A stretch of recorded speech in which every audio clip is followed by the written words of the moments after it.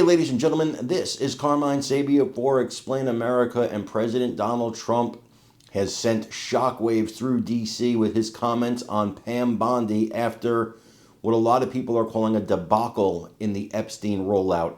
Before we get started, please make sure you like, comment, share, and subscribe. Those little things really help us out, and they help our channel continue to grow. I'm not going to lie to you guys. I'm not happy with how this Epstein thing is working out. I wanted those files. I want those names. I still want them. I will still use my platforms to apply pressure to get whatever information there is. Maybe there's not a list. But I know there's videos because Pam Bondi said there was videos. And I want to know, I don't want to see the videos, but I want to damn sure know who's on them and what they did. And this needs to be meted out. This needs to be known. Now, President Donald Trump, he said that Pam Bondi's doing great work with the Department of Justice, and I agree. But this was one major mess up. Still, Trump is standing behind her, and I do too. I don't want her gone. I don't want her, I don't want a different AG, let's say. But I want to know more answers. And if she can't provide them, then she needs to tell us why that is. But to tell us to move on, to me, is absolutely ridiculous. Why should we move on? There are people who victimize children out there.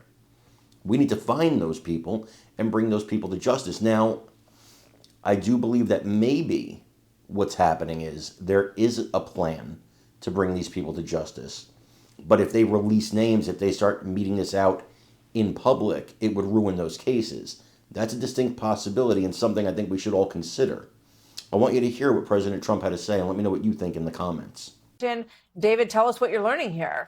Well, Martha, this clearly has been bubbling up over the past few days, but now spilling out into the public between Attorney General Pam Bondi and the Deputy FBI Director Dan Bongino. He took the day off today from work, we're told, because he's so upset about the rollout of the Epstein memo that DOJ released earlier this week. Two sources familiar with the meeting say both were at the White House on Wednesday to discuss a unity path forward with the Trump administration following criticism from the Trump base about a DOJ memo out earlier this week that insisted Jeffrey Epstein's client list never existed and he committed suicide.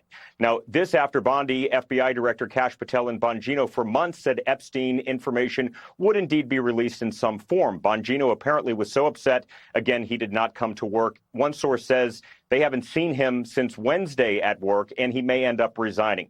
He was critical of the Bureau as a podcast host before being named Deputy FBI Director. As for Bondi, she's close with President Trump, has been for years. I asked the White House if the president is happy with the Attorney General. I'm told yes, he is. Caroline Leavitt, the White House press secretary, says the president is proud of the Attorney General's efforts to execute his Make America Safe Again agenda, restore the integrity of the DOJ, and bring justice to the victims of crime. The continued fixation on sowing division in President Trump's cabinet is baseless and unfounded in reality. That's from Caroline Leavitt. Her deputy, Harrison Fields, says of Bongino and Mr. Patel, the FBI director, the president has assembled a highly qualified and experienced law and order team dedicated to protecting Americans, holding criminals accountable, and delivering justice to victims. This work is being carried out seamlessly with unity. Any attempt to sow division within this team is baseless and a distraction from the progress being made in the public safety and pursuing justice for all. Now, while Mr. Bongino is thinking about his future with the FBI, we're told that both FBI Director Kash